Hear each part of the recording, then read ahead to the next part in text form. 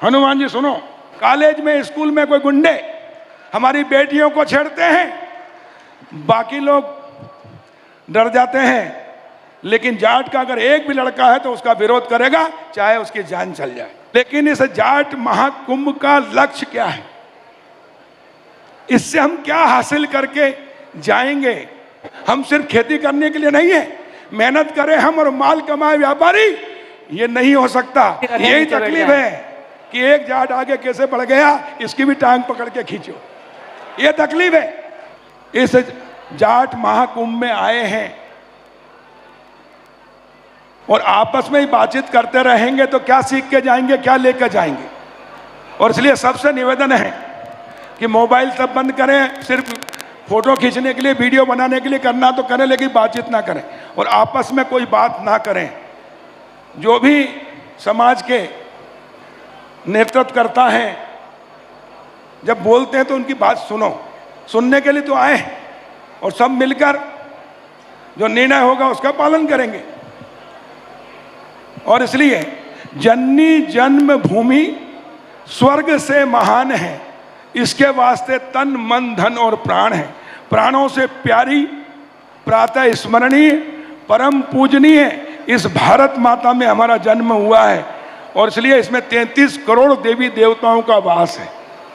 इसमें हम पैदा हुए, पले बड़े, खेले, शिक्षित हुए, इसी भूमि में हम खेती कर कर अपना, अपने परिवार का, देश का, दुनिया का पेट पालते हैं और जब जाएंगे तब इसी में मिलेंगे।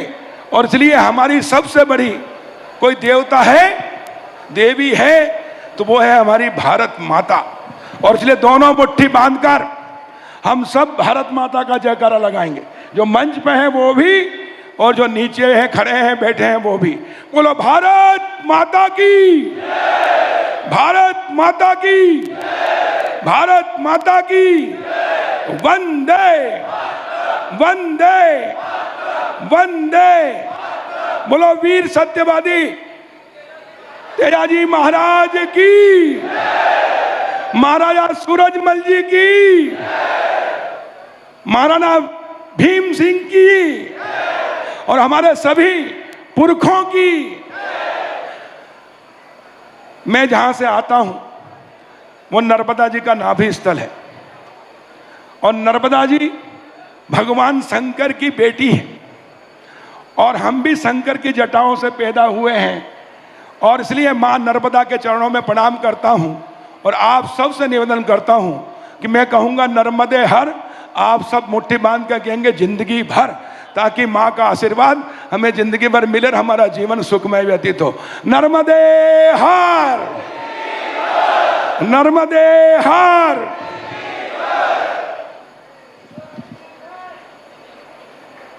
आज मध्य प्रदेश के लिए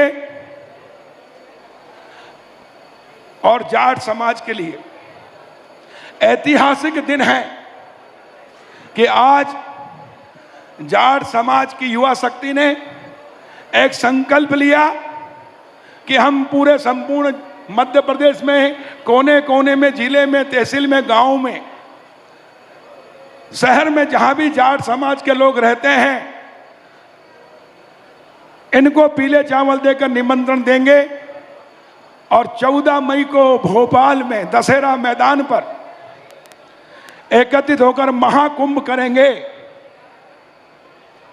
और जब मेरे पास ये युवा टीम आई, मैंने दिल खोल के कहा कि आप करो, आपका भाई आपके साथ खड़ा है और पूरा समाज आपके साथ खड़ा है।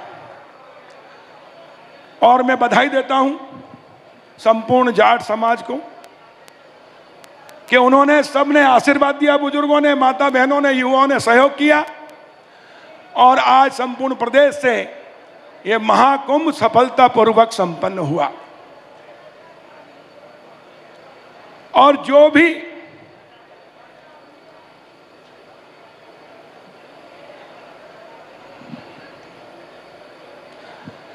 हमारी मांग थी या हमारी इच्छा थी कि ये होना चाहिए मध्य प्रदेश में, वो सब इसी मंच से पूरा हुआ है। मैं आज इस कार्यक्रम में उपस्थित आज मातृ दिवस है और इसलिए जितनी माताएं, बहनें, बेटियां बैठी हैं, इनके चरणों में प्रणाम करता हूं और आप सबसे निवेदन करता हूं कि मातृ शक्ति के सम्मान में जोरदार ताली बजाकर उनका अभिनंदन करें। अरे ताली जाटों वाली ताली होनी चाहिए। सभी बुजुर्गों के चरणों में प्रणाम करते हो, उनका सम्मान में जोरदार ताली बजाकर आप उनका अभिनंदन करें।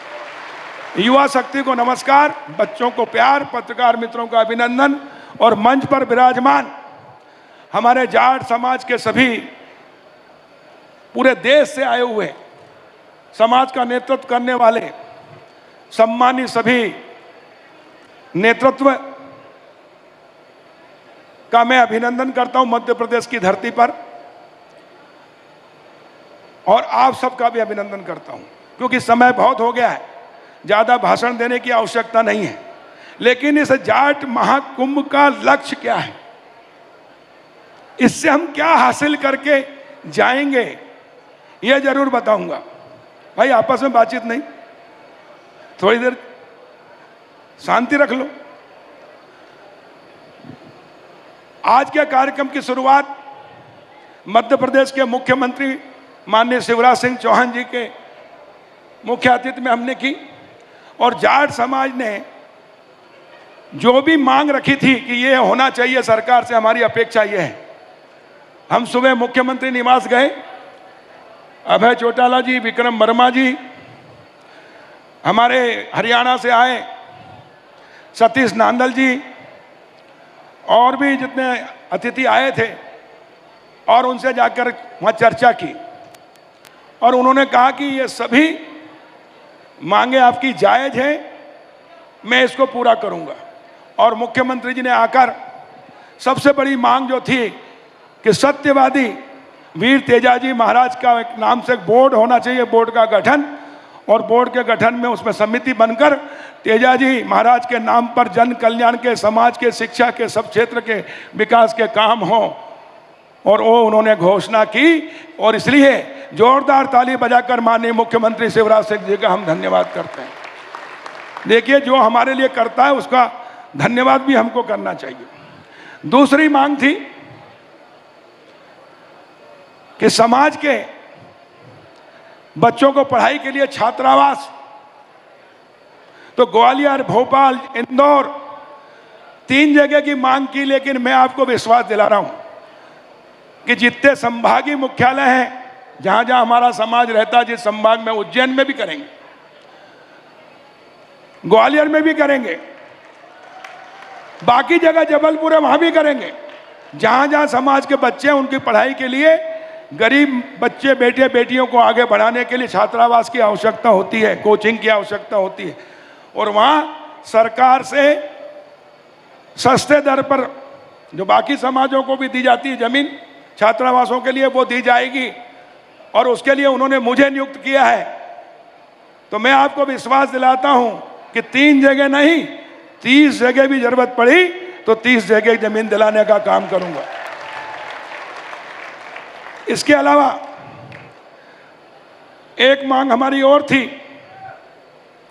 कि वीर तेजाजी महाराज के निर्वाण दिवस जिस दिन उन्होंने अपने वचन, देखिए दुनिया में कोई दूसरा उदाहरण नहीं है दुनिया में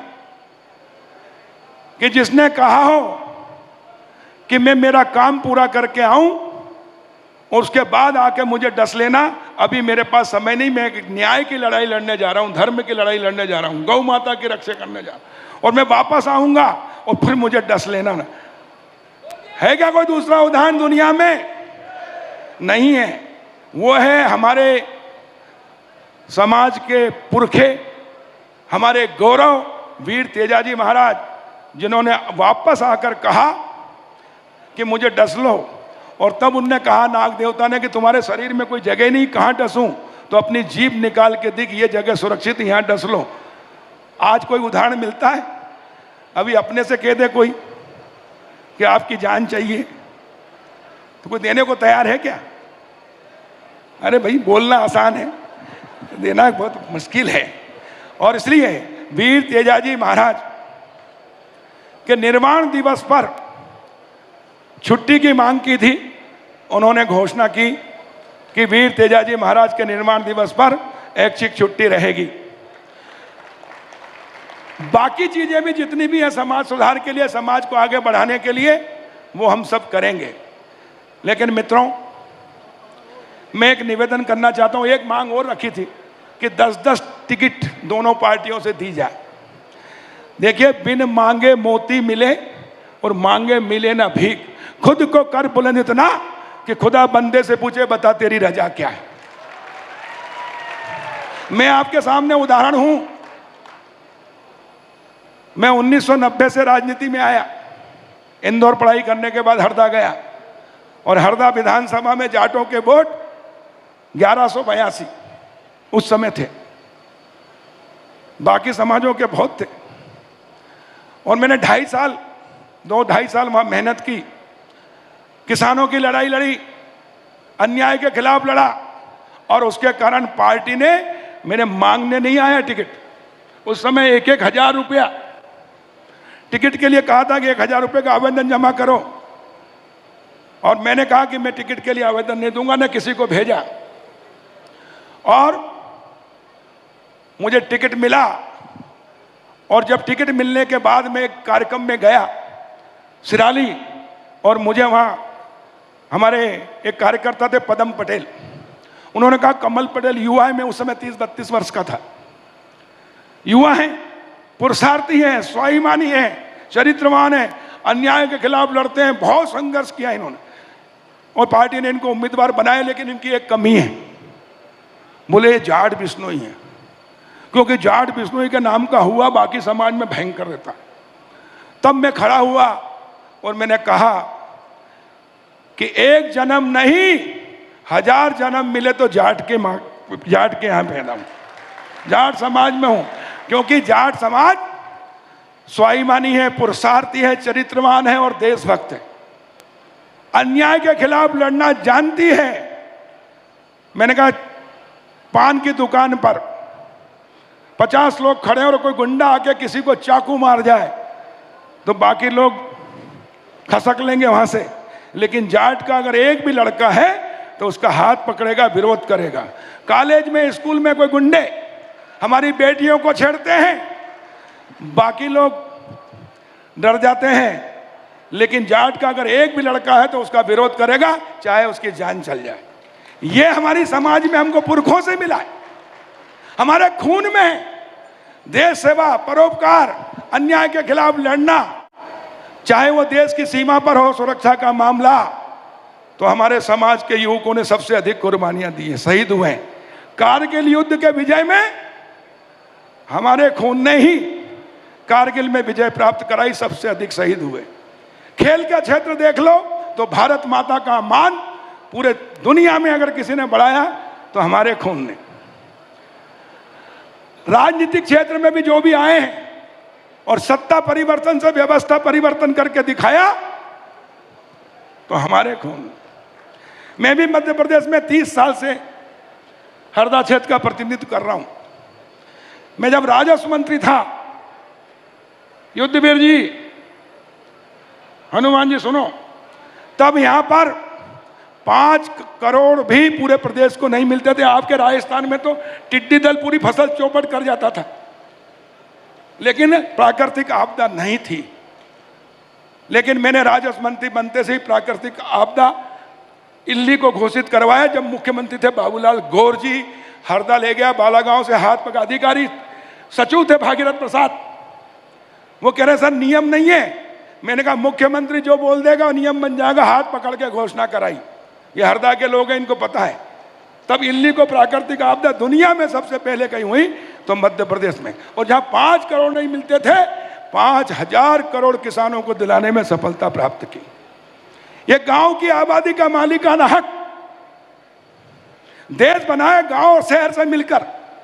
शहर में प्रॉपर्टी है तो आपको लोन मिल जाएगा, कोर्ट से जमानत हो जाएगी, लिमिट मिल जाएगी, सॉल्वेंसी बन जाएगी, और इसलिए बैंक से ऋण लेकर मुट्ठी भर शहर के लोग अरबपति खरबपति बन गए। लेकिन हमारे गांव में, हमारे बाप दादा के जमाने से हम रहते आए हैं, गांव आबादी में बसता है, लेकिन गांव का मालिकाना हक नहीं दिया किसी ने।